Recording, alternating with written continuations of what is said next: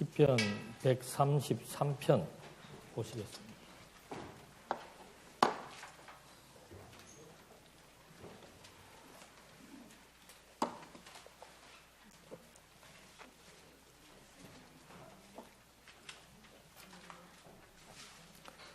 시편 133편 보시겠습니다.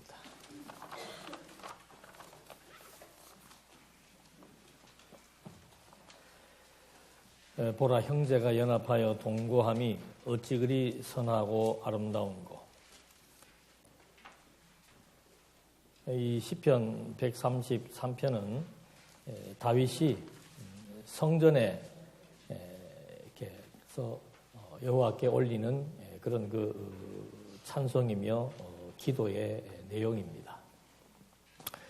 1절 말씀에는 이건 우리가 잘 아는 내용 문구죠. 형제가 연합하여 동거함이 어찌 그리 선하고 아름다운 거. 다윗이 이 말을 한 이유는 뭔가 하면은 이스라엘 백성들이 그 노예 생활을 하고 광야 생활을 할 때까지만 해도 이스라엘은 그냥 12지파가 하나로 이렇게 뭉쳐서 민족을 이루어서 움직여 나갔습니다.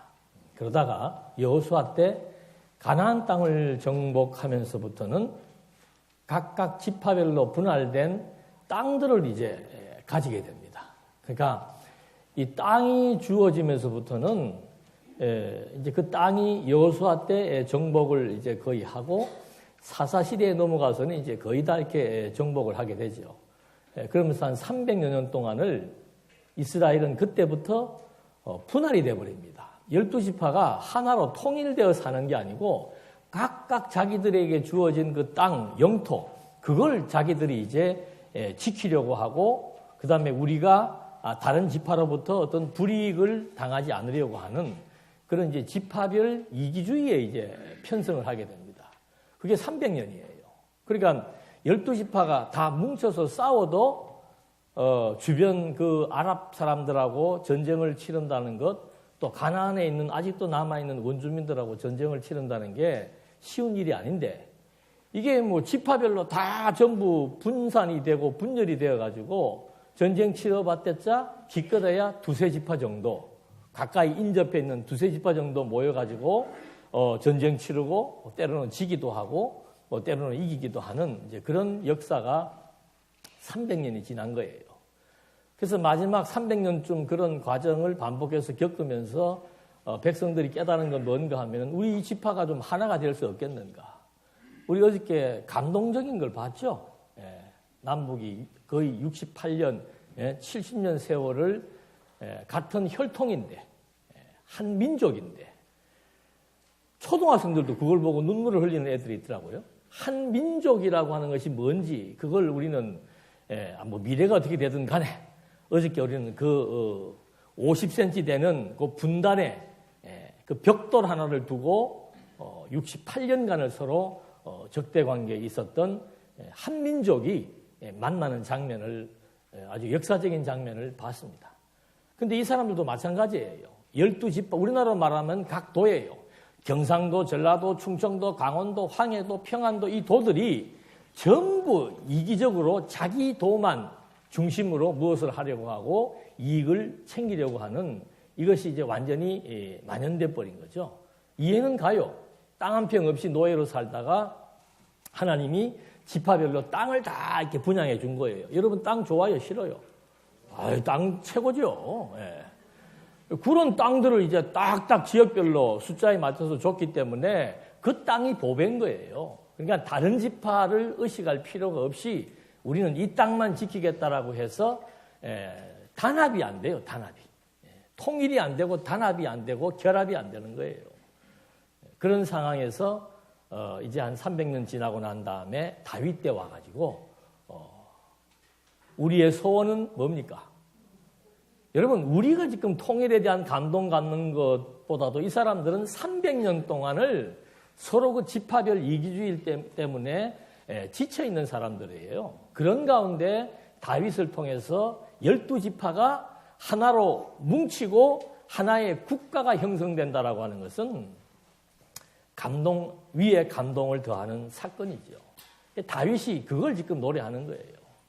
우리 12지파로 흩어져 갖고 300년 동안 각각 자기들 좋은 대로 이기적으로 자기중심적으로 살아왔던 이 하나님의 한 뿌리, 아브라함의 한 혈통, 이 민족들이 이제 다윗 때에 와서 명실공히 연합해서 통일을 이루었다 그 말이죠.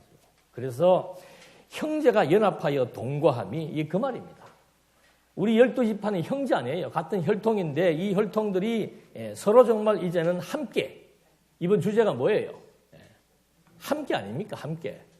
이 12지파가 함께 결합해가지고 서로 동거한다. 주거한다. 같은 식구가 됐다 이 말이죠. 그것이 얼마나 선하고 아름다운고 그 말입니다. 우리 지금 뭐 다 민족적으로 뭐 통일에 대해서 꿈꾸고 있죠. 그게 얼마나 아름다운 일이냐 이 말이에요. 지금 실감나는 얘기를 지금 다윗은 이미 3000년 전에 하고 있는 거죠. 우리 민족이 이렇게 이기적으로 서로 연합하지 못하고 있다가 다윗을 통해서 하나님께서 12지파를 하나 되게 뭉쳐주었다. 그래서 그것이 얼마나 선하고 아름다운 거, 그 아름다움을 어떤 형식으로 노래하는가 하면은 머리에 있는 보배로운 기름이 수염, 곧 아론의 수염에 흘러서 그의 옷깃까지 내림 같고, 아론은 대제사장 지파입니다. 그리고 이 수염이라고 하는 것은 결국은 남자들의 어떤 그 영화, 권위, 영광을 의미하는 겁니다. 그러니까 이 12지파가 연합해가지고 한 국가를 형성했다? 이건 정말 하나님께서 아론에게, 제사장들에게 기름을 부을 때 머리로부터 온 하나님의 영광이 임하는 거예요. 머리로부터 수염을 적시고 온 몸 끝까지 감람유가 올리브 기름이 쫙 적셔나갈 때 기름은 하나님의 임재를 뜻하는 겁니다. 그 하나님의 영광이 지금 이렇게 임한다는 거죠.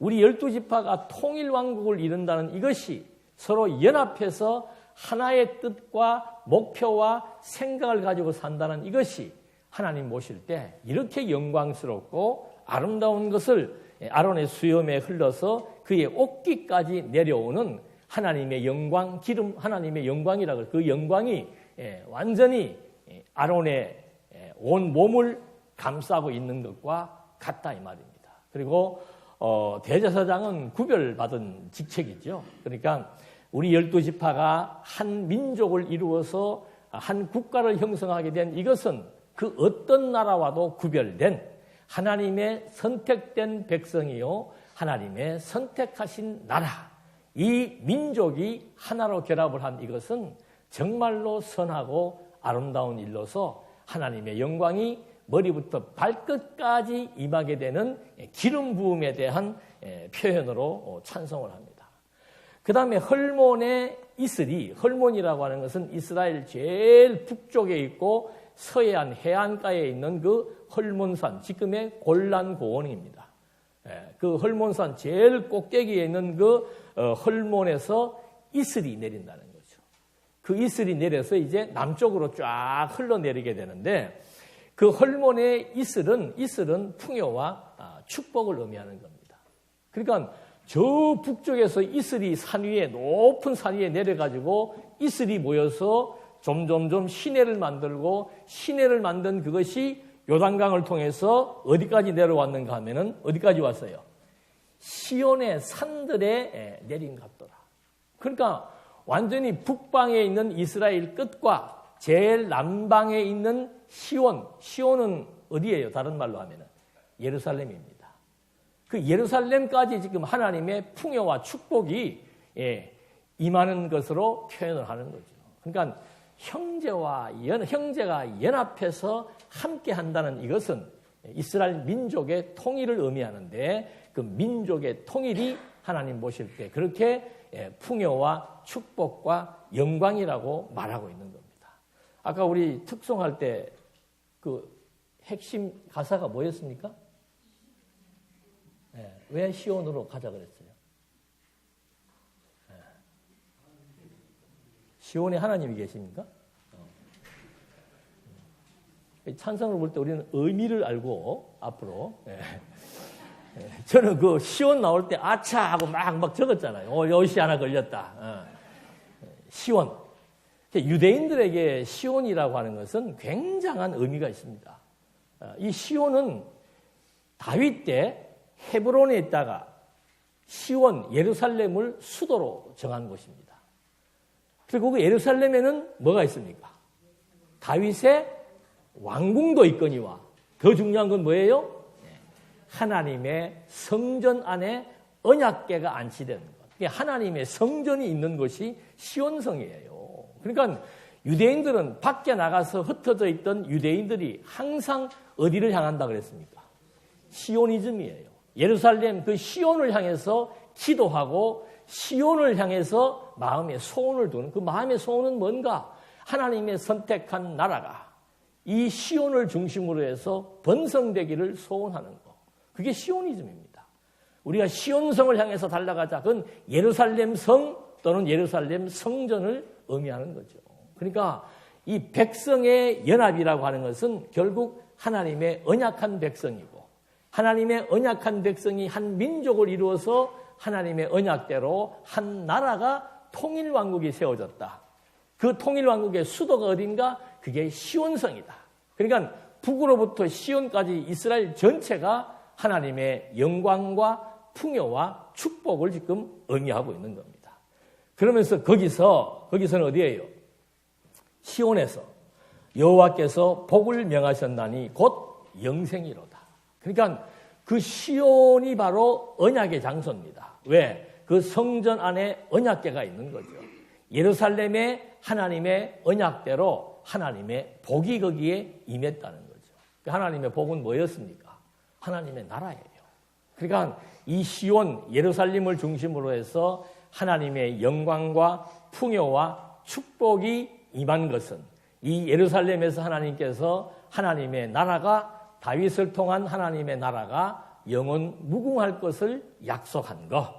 이것을 이제 다윗은 성전을 통해서 이 하나님께서 이 민족을 번성시켜 주었고 번성된 이 민족이 하나로 통일을 이루어서 한 국가가 형성된 이것이 하나님 보실 때 가장 영광스럽고 가장 풍요와 축복에 대한 의미가 담겨 있다. 왜냐하면 이것이 하나님께서 언약하신 천년 전에 언약하신 대로 하나님이 세워주겠다라고 했던 하나님의 나라가 세워진 것을 의미하기 때문입니다.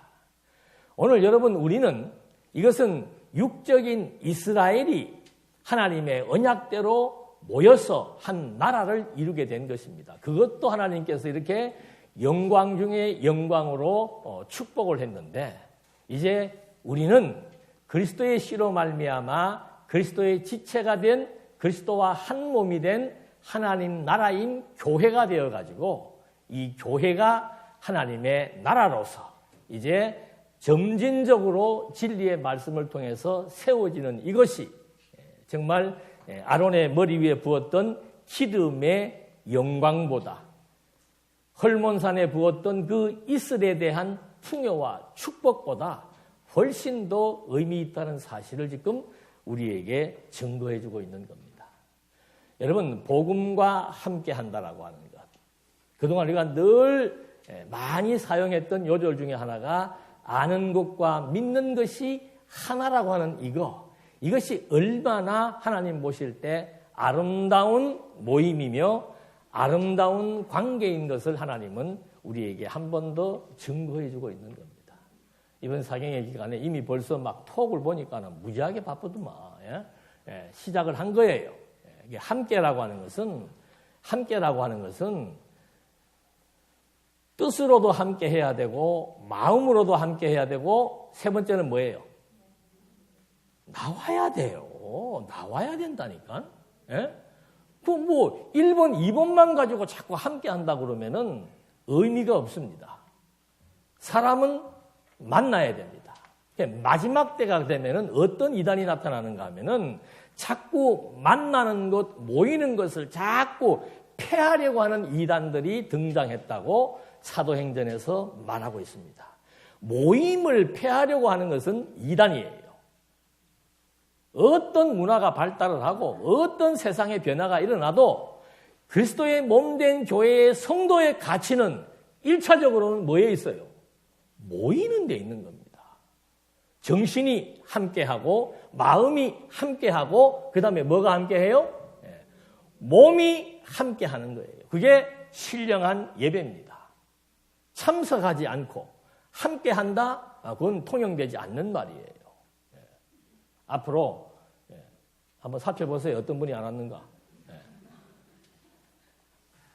이 중요한 얘기 드리는 겁니다. 교회가 어떻게 모임이 안 되는데 무슨 교회가 돼요?